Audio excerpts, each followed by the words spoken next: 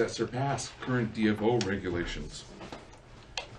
Peer-reviewed science and our own decades of Indigenous science and traditional ecological knowledge wild salmon in the ocean than ever before.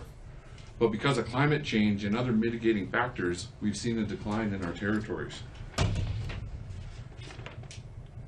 It's important for all Canadians to know that of all the existing salmon farms remaining in British Columbia, 100% are supported by the First Nations communities that they operate in. We've seen a 40% decline in salmon farming operations in our territories over the last 4 years. The unemployment that is rising in our territories has led us out here today. For far too long, activist voice have been the determining factor in how government has been making decisions on this necessary industry in our territories. But it's simply not just about salmon aquaculture alone. It's about ocean planning. It's about marine management. We're working with the Government of Canada on several different initiatives, but for some reason, this sector is not getting the recognition that it's needed to make sure that the decisions are made not only help Canadians, but continue to help our communities prosper.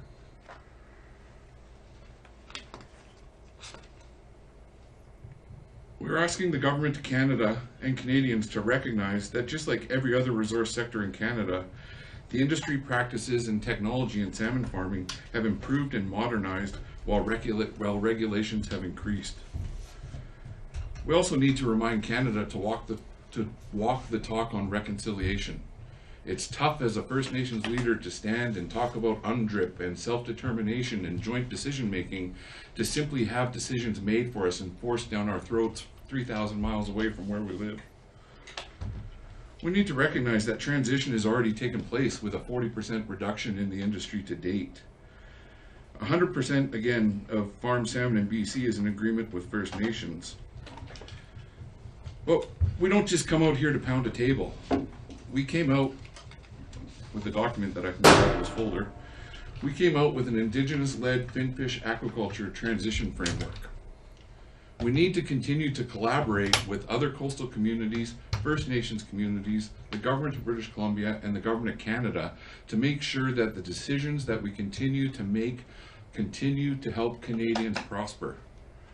In this day of climate change and food prices and the cost of living increasing, it's frustrating that we're having to import salmon for grocery stores from Chile and Scotland, when we have been growing these fish in our waters for 20 years, 30 years in some of our nations' cases. So we call upon the Government of Canada to continue to work with us and the Government of British Columbia to make sure that we lead a transition framework that effectively manages impacts on wild salmon and effectively makes sure that the human well-being of coastal communities continues to rise. We're looking for 9-year license renewals.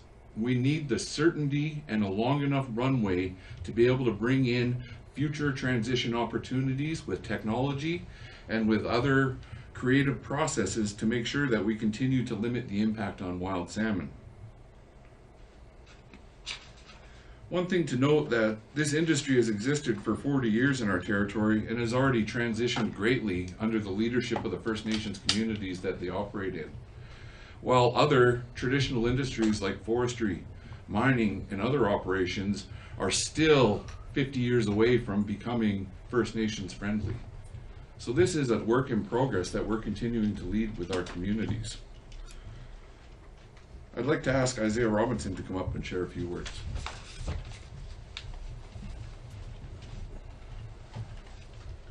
Good morning, my name is Isaiah Robinson. I live in the community of Kitasoo-Hayes. I'm located 800 kilometers north of Vancouver Island, and a 10-hour ferry from Port Hardy. So the overall trip is extremely remote, and this overall situation for our territory is quite detrimental. I am the Deputy Chief Councillor of the Kitasoo-Hayes Nation. I'm also the General Manager of the Kitasoo Development Corporation. My father, Harvey Robinson, is a hereditary chief, and he's a commercial fisherman, and he has supported this industry since the beginning. Under our leadership's watch over the last 30 years, we've been able to grow and develop this overall industry within our territories proactively. Additionally, within the last 3 years, we've worked with groups like Walmart Canada to release Clem2 Spirits, a one-of-a-kind Indigenous-operated smoke product, smoked fish product that supports BC and in Canada in general. This overall industry supports 99% employment rate within my community, and 51% of its overall economy is represented within this sector. It makes no sense to shut this industry down. There is no industry that can fill this space for us in such a remote community in British Columbia. Because of the work, dignity that comes with salmon farming in this industry, we have had no suicides within our community within the last 18 years. This prior to that was significant and is something that, when it comes down to managing our people, my goal as an elected official is not to manage poverty. It's to manage growth and a better future. The overall modernization of the salmon aquaculture industry, and with our partner Mowi, has been a path of growth and strong futures together, hand in hand. I just got back from Scotland, where I met with regulators and toured facilities that showed the new technologies that could be brought to our operations within our territories. But if the companies do not have certainty and a runway to make millions of dollars for investments that are needed, it won't happen. 40% of the fish farm industry has already been closed within British Columbia, and the people down on the coast have lost tons of jobs. Transition of this industry has already happened. I can tell you that what else has happened with the number of shifts that have been reduced with our overall operation locally due to decisions that the Government of Canada has decided. Canada, the Canadians, and First Nations want reconciliation. We want a blue economy. A strong rural coastal communities are a must. As a country, we also need to grow our own food. Modern in-ocean salmon farming also can provide a healthy, sustainable, affordable food for Canadians' families across the country. The farm salmon that you feed your family should not be coming from Norway, Chile, Scotland. It should be coming from Canada. It should be coming from our territories. It just makes sense. As Dallas said, we're the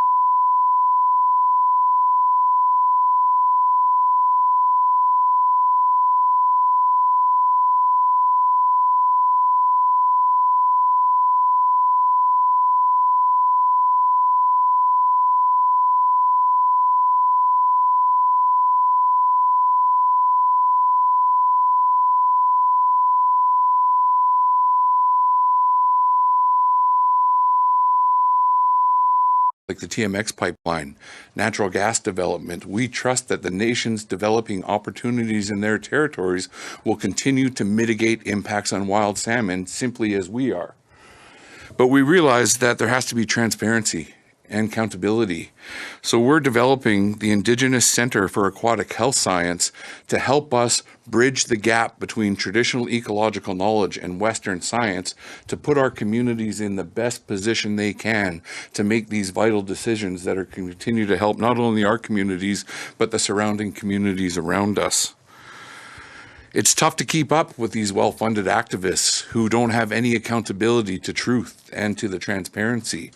We understand that another campaign will be coming forward, and so it's important for us to continue this dialogue and continue to keep the pressure on both the Government of Canada and the Government of British Columbia to work collaboratively with our nations to make sure that the decisions are made are in the best interests of all Canadians.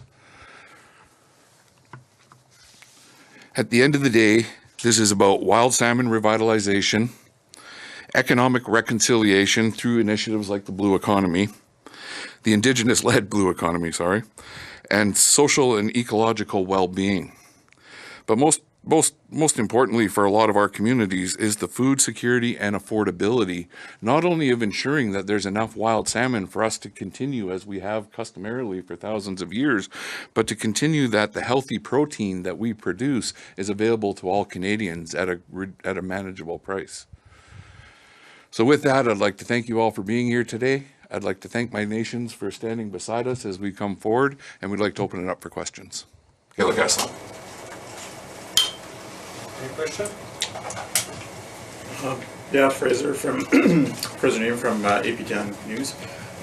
So we covered this issue's been a few years. Of course, we've covered your press conferences and the other side of it as well. So I did a story on that. And one of the things that I know you're saying climate change is one of the main reasons for the depletion of the stocks, but they and it's First Nations part of that group too, pointing me to reports and science that's been done that says it's not just climate change, but it is actually these open net farms that can lead to disease of salmon stocks, things like this, and reports and whatnot. So I'm wondering if they do have some scientific reports that they quote to, and they've led me to. Do you have any similar reports to rebut sort of what they're saying, or? I think we've been evolving this industry for a while now, and unfortunately, the reports and data that the activists continue to use isn't as updated as the information that we're using to make decisions on a regular basis. Just like your iPhone, the technology that we're using to help mitigate some of those concerns and impacts has changed over the last 5 years, just as other technology has. But it's important that we have those discussions and make sure that some of those things are clear. And that's why we're pushing for the development of the Indigenous Center for Aquatic Health Science, so we can do the science together. Because so much of this has been about dueling science. Activists like to take one paragraph out of an 1,100-page report like the Cohen Commission and use that as something going forward. And we need to sit down collaboratively and actually go through these issues collectively to make sure that we're all understanding what is an impact, what isn't, and how do we mitigate them. Okay, and so is that, where can I find some of that or written down or just to quote it? Yeah, I'll have someone follow up with you from my office to put you onto some of the data that we're using. Okay, sure. And I guess that you have a report that you brought. Can I get a copy of Yes. that as well? Yeah. Okay. So, and just to follow up to that, or I guess I'm asking the third question, the only one here.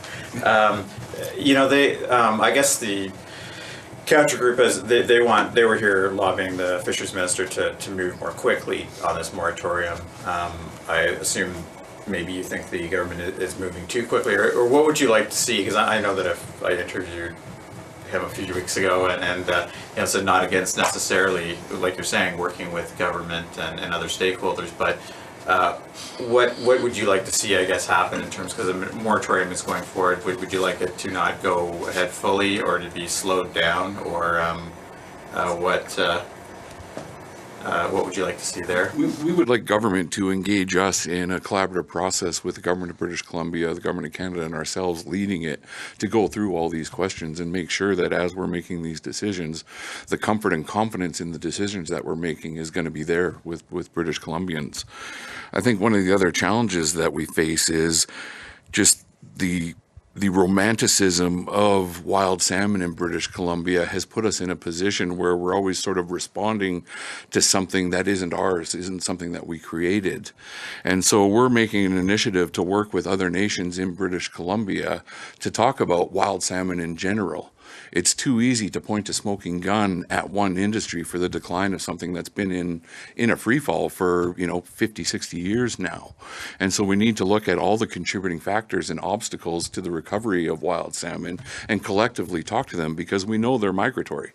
But this is a rights and title issue. We need to have the ability to make the decisions that affect our territories, and we need to have the confidence in a nation-to-nation relationship that we can continue to have those dialogues. But doing it through activists and through the press hasn't really gotten us very far. Is one of the reasons why we've traveled out here, to make sure that we can make it clear to Canadians and British Columbians that we want to continue to have this discussion, and we need to see this opportunity continue and not be taken away from us until we understand the actual ramifications of that. And I guess I'll ask one more question, if it's okay. So the minister has this report, but of course they can change how they implement the moratorium if they go fully. Do you want them to see? From your point of view, do First Nations need to have some sort of open net salmon farm industry to be sustainable? or is what they've said, is what they're saying unworkable? Well, we need to continue to look at transitions to limit the impacts on wild salmon. The technology is changing on a regular basis, and one of the things we're doing is we're in discussions with British Columbia to talk about the infrastructure needs of bringing more technology forward. The lack of hydroelectricity in a lot of these remote communities is really a barrier to some of the new technologies being implemented.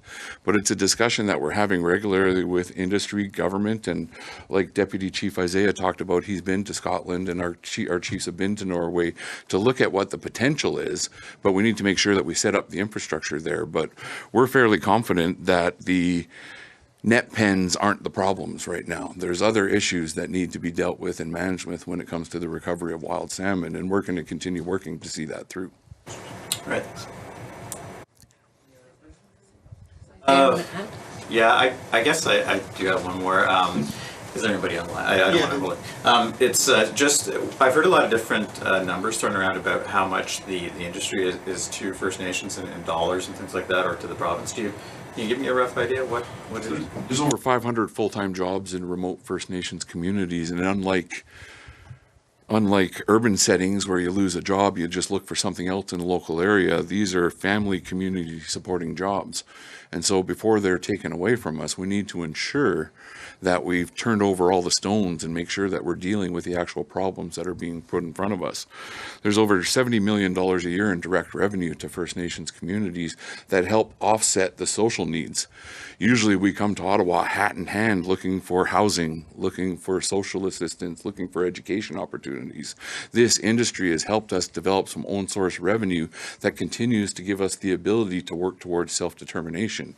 Housing shortages is something that all of our communities share in common, but this industry has helped us build houses at our own scale and at our own timing, instead of waiting for the CERNAC to be able to come and provide those opportunities. We're simply taking those opportunities ourselves, thanks to the opportunities that this sector has brought us. Thanks. Okay, we'll go and check on Zoom if we have a question. Use the raise hand function if you have a question.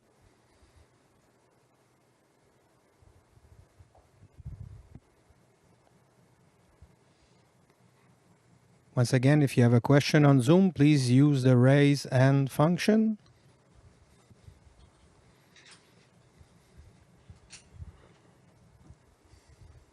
I guess we got no question on Zoom, so it ends the press conference. Thank you.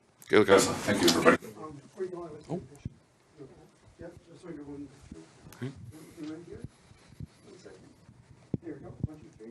Recording stopped.